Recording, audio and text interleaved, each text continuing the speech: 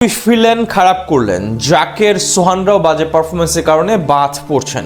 সবার এমন ব্যর্থতায় তাহলে কি আরও একবার সুযোগ পেতে চলেছেন সাব্বির রহমান?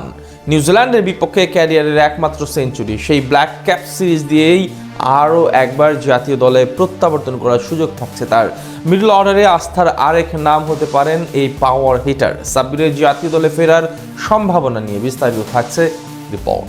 সাব্বির রহমান ফিরবেন, তাকে ফিরতে হবে, আবারও জাতীয় দলে খেলতে হবে, কারণ তার ভক্তরা এখনো প্রিয় ব্যাটারের অপেক্ষায় বসে আছেন। একসময় বাংলাদেশের বিরাট কোহলি খ্যাত এই ব্যাটার বরাবরই নিজের পাওয়ার হিটিং এবিলিটি এবং প্রতিভার জন্য দেশের ক্রিকেট প্রেমীদের মনে গেঁথে আছেন। তাই তো বাংলাদেশের মিডল অর্ডারে সমস্যা সমাধানে সবার আগে আসছে সাব্বিরের নাম। সদ্য সমাপ্ত সিরিজে মিডল অর্ডারে ক্যারিয়ারের এই সময়ে সে হয়তো সবচেয়ে বড় সুযোগটি পেয়েছিলেন আফিফ হোসেন ধ্রুব, কিন্তু পাকিস্তানের বিপক্ষে পাওয়া সেই সুযোগে বলার মতো তেমন কিছুই করতে পারেননি তিনি। প্রথম ম্যাচে ব্যাটিং এ নামতে না পারলেও শেষ দুটিতে একেবারে মোক্ষম সময়ে অপরচুনিটি পাওয়া সত্ত্বেও নিজের নামের প্রতি সুবিচার করতে পারেননি আফিফ। দুই ম্যাচে করেছেন কেবল 19 রান, আর এতেই এখন তার আগামী সিরিজ নিয়ে তৈরি হয়েছে শঙ্কা। আফিফের আগে জাকের আলী অনিক এবং নুরুল হাসান সোহানও তেমন কিছু করতে পারেননি 6 নম্বর পজিশনে।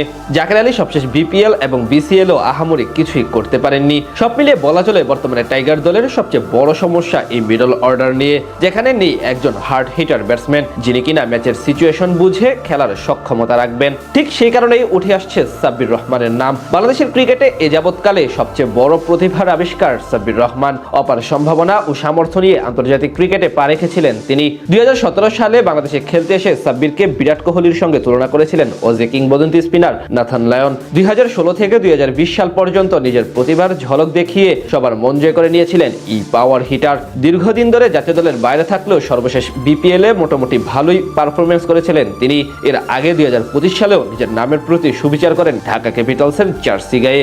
এছাড়া সদ্য সমাপ্ত বিসিএল এ হাঁকান একটি অসাধারণ হাফ সেঞ্চুরি। জাতীয় দলের বোলারদের বিপক্ষে খেলেন 73 রানের দুর্দান্ত ইনিংস। তাছাড়া ব্যাটিং এর টেকনিক্যাল ধরনেও বেশ ভালো ইমপ্রুভ করেছেন সাব্বির রহমান। তাই আরো একবার এই ব্যাটারের জাতীয় দলে ফেরার সম্ভাবনা তৈরি হয়েছে। আগামী মাসে নিউজিল্যান্ডের বিপক্ষে সিরিজ খেলবে বাংলাদেশ দল, যাদের বিপক্ষে কিনা ক্যারিয়ারের একমাত্র আন্তর্জাতিক সেঞ্চুরি করেছিলেন সাব্বির। ওডিআই ফরম্যাটে ব্ল্যাক ক্যাপসদের বিপক্ষে এখন অব্দি 10 ম্যাচে 34.50 গড়ে 388 রান এসেছে তার উইলো থেকে। সব মিলিয়ে বলা চলে এখন মিডল অর্ডারে সবচেয়ে যোগ্য পছন্দের মধ্যে একজন সাব্বির রহমান। ক্রিকেট বিশ্লেষকদের মতে সবাইকে যেহেতু দেখা হয়েছে, তাই এখন সাব্বিরকে একটা সুযোগ দেওয়া উচিত। তিনি একটি সুযোগ প্রাপ্য, তাকে চাইলেই বাজিয়ে দেখতে পারে টিম ম্যানেজমেন্ট। আন্তর্জাতিক ক্রিকেটে ওডিআই ফরম্যাটে এখন পর্যন্ত 66 ম্যাচ খেলে 1333 রান করেছেন, 90 এর উপর স্ট্রাইক রেট এবং 25 এর উপর গড়ে। আর দেশের জার্সিতে টি20 ফরম্যাটে 48 ম্যাচে 977 রান করেছেন 4টি অর্ধশতকের সাহায্যে।